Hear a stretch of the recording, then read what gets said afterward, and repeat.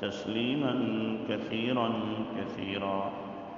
أما بعد فأعوذ بالله من الشيطان الرجيم. بسم الله الرحمن الرحيم.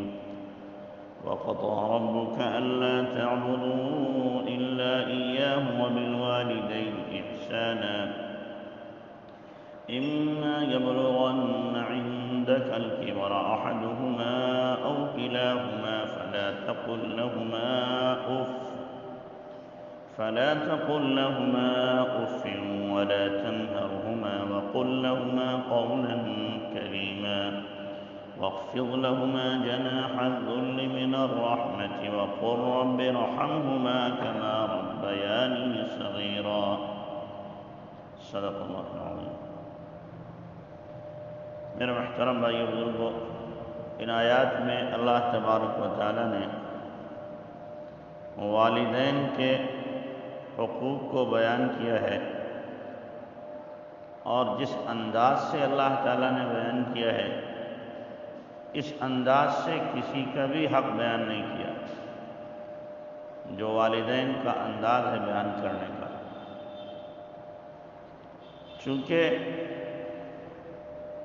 اللہ تبارک و تعالیٰ اور نبی کے بعد میں سب سے بڑا احسان انسان پر اس کے ماں باپ کا ہے، کسی اور کا نہیں ہو سکتا. اسی لیے قرآن پاک میں اللہ تعالیٰ نے جہاں اپنی عبادت کا حکم دیا، اکثر و بیشتر ان مقامات پر والدین کی اطاعت، عظمت اور محبت کا حکم دیا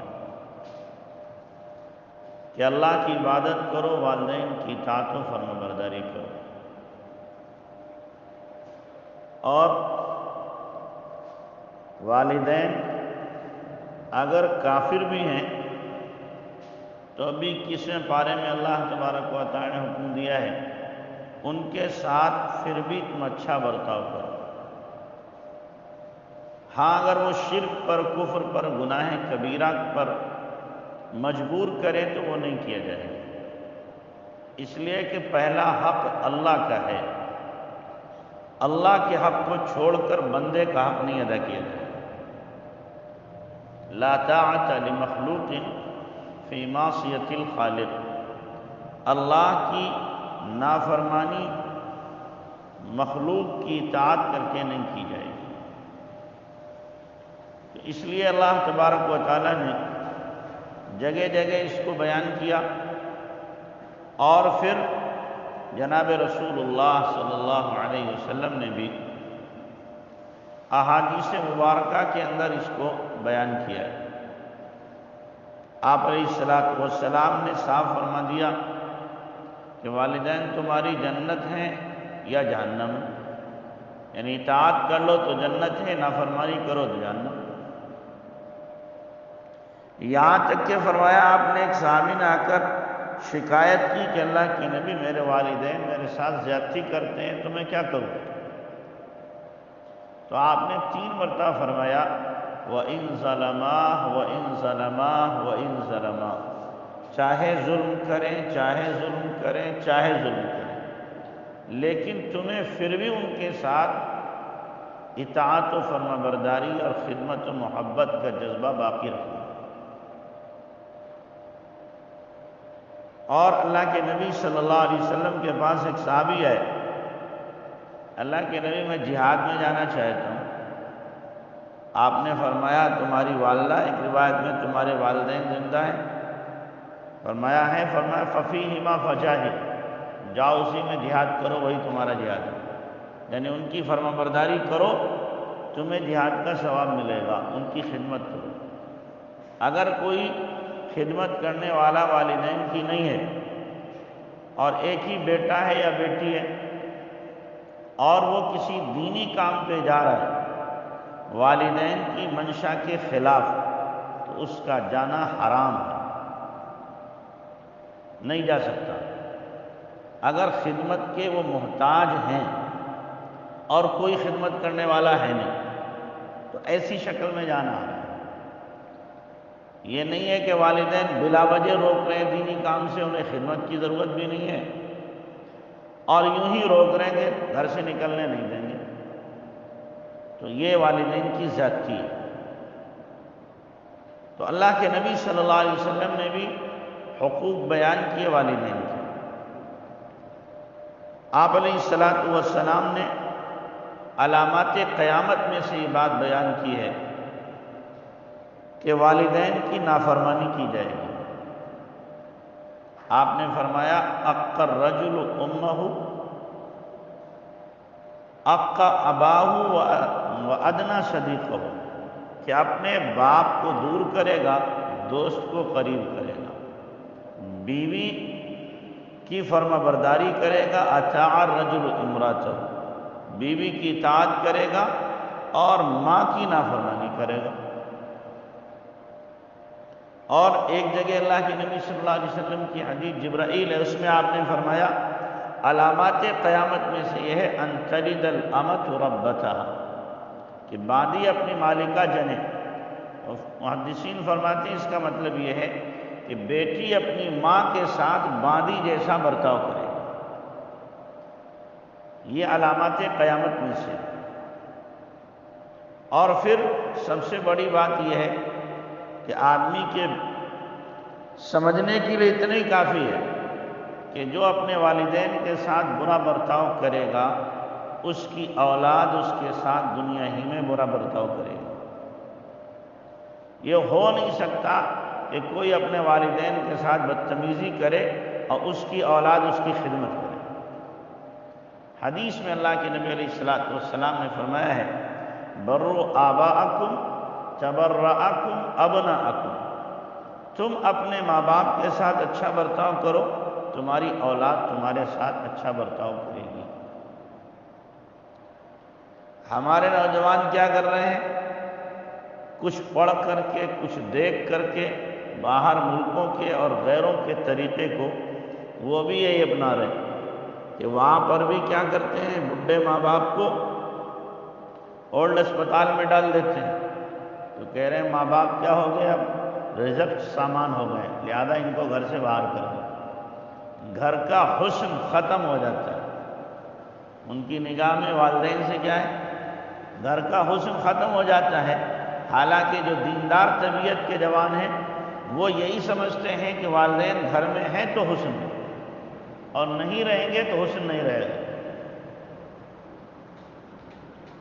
تو یہ بہت بڑی بیماری چل پڑی ہے کہ والدین کو آدمی کیا سمجھے، اپنے لیے مصیبت اور بلا سمجھے۔ یہ بیماری ہے، بیماری۔ اس بیماری سے ہمیں بچنے کی ضرورت ہے۔ باقاعدہ یورپ امریکہ میں اگر لڑکے لڑکی آپس میں نکاح کرتے ہیں تو پوچھتے ہیں بھائی یہ بتاؤ تمہارے یہاں ڈسٹ بین تو نہیں ہے؟ کیا مطلب ڈسٹ بین کا؟ کوئی بوڑھا تو نہیں ہے؟ لڑکے سے لڑکی پوچھے کوئی بوڑھا تو نہیں ہے؟ اگر لڑکے نے کہا کہ ہے، لڑکے نے کہا ہے، تو لڑکی کہے گی نہیں سوری، پھر ہمارا تمہارا نباہ نہیں ہو سکتا۔ تو لڑکا کہتا ہے کہ نو پرابلم، کوئی مسئلہ نہیں ہے، ہم ان کو اولڈ اسپتال میں ڈال دیں گے۔ یہ ذہنیت بنی ہوئی ہے، یہ جانوروں کی ذہنیت ہے، انسانوں کی نہیں ہے۔ بھئی جانور بچہ جب تک ہے وہ پالتا ہے، اس کے بعد دھکا دے دیتا چلے یہاں سے، اپنا کما کھا جاتا۔ اور یہی ذہنیت بن جائے انسانوں کی، تو انسانوں اور جانوروں میں کیا فرق ہے؟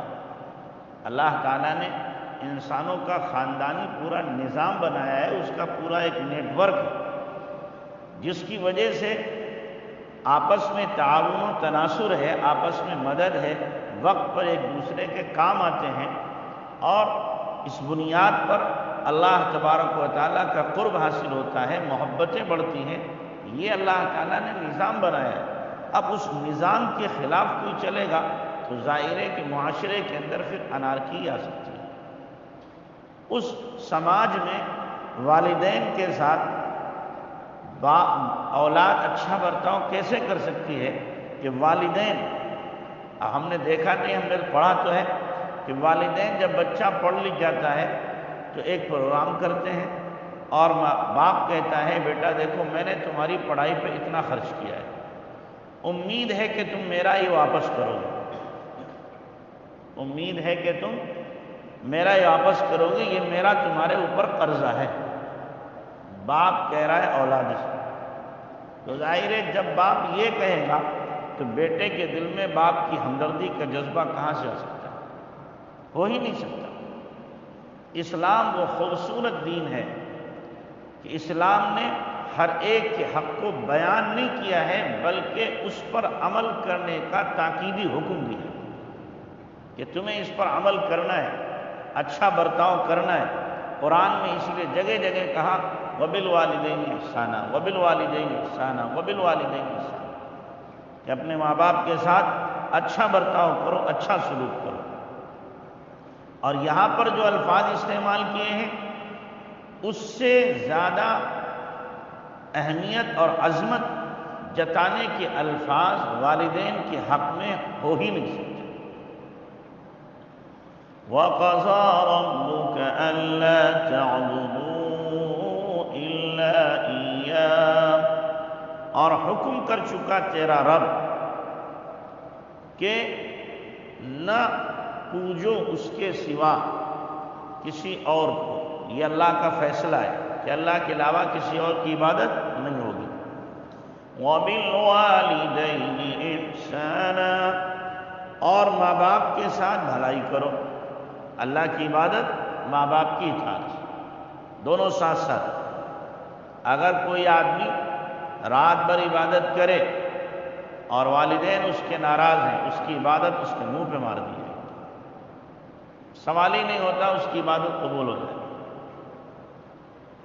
چاہے حج کرے، چاہے عمرہ کرے، چاہے تلاوت کرے، چاہے رات بھر کیا ہے تہجد پڑھتا رہے اور سال بھر روزے رکھے، ماں باپ اگر ناراض ہیں تو اس کی عبادت خدا کے یہاں قابل قبول نہیں ہے، مردود ہے اس کی عبادت۔ تو اس لیے اللہ نے حکم دیا کہ تم اپنے والدین کے ساتھ کیا کرو؟ اچھا برتاؤ کرو، حسن سلوک کرو۔ إِمَّا يَبْلُغَنَّ عِندَكَ الْكِبَرَ أَحَدُهُمَا أَوْ كِلَاهُمَا، اگر پہنچ جائیں تیرے سامنے بڑھاپے کو ایک ان میں سے یا دونوں ہی ضعیف ہو جائیں یا ایک ہو جائے، فَلَا تَقُلْ لَهُمَا أُفٍّ، تو نہ کہے ان کو اونہوں۔ بعض مرتبہ ناگوار خاطر بات والدین کی زبان سے نکل جاتی تو کب پیشانی پہ بل بھی نہ پڑے اور تمہارے منہ سے یہ بھی نہ نکلے، اتنا بھی نہ ہو، یہ بھی نکلا تو یہ بھی نافرمانی میں داخل ہے، یہ نافرمانی میں داخل ہے۔ اس لیے کہ بڑھاپے کی عمر میں ذہن وہی ہو جاتا ہے جو بچپن میں ہوتا ہے۔ قرآن میں سورہ یاسین میں اللہ نے فرمایا ہے وَمَن نُعَمِّرْهُ نُنَكِّسْهُ فِي الْخَلْقِ، جس کو ہم عمر رسیدہ کرتے ہیں، عمر زیادہ دیتے ہیں تو ہم تخلیق میں الٹا کر دیتے ہیں، الٹا ہو جاتا ہے۔ بچپن میں جیسے ضد ہوتی ہے بڑھاپے ویسے ضد ہو جاتی ہے۔ بچپن میں جس طریقے سے آدمی کی سوچ ہوتی ہے بچے کی، ویسی سوچ بوڑھے کی ہو جاتی ہے، دونوں کی سوچ ایک ہو جاتی ہے۔ تو اس لیے انہوں نے بچپن میں تمہارے ناز برداشت کیے ہیں، اب تمہیں بڑھاپے میں ان کے ناز برداشت کرنا۔ بچپن میں انہوں نے تمہاری ضد پوری کی ہے، بڑھاپے میں ان کی ضدیں تمہیں پوری کرنا۔ بچپن میں تمہارا پیخانہ پیشاب صاف کیا ہے، نہلایا دھلایا ہے، اگر ضرورت پڑے تو بڑھاپے میں تمہیں بھی ان کے ساتھ یہ کرنا ہے، اور کسی طرح کی ناک بھوں نہیں چڑھانا۔ ناک بھوں اگر چڑھا رہے ہو تو یہ تمہاری بدنصیبی ہے، بدبختی ہے۔ اللہ ہم سب کو والدین کی خدمت کا اعلیٰ درجہ نصیب فرمائے۔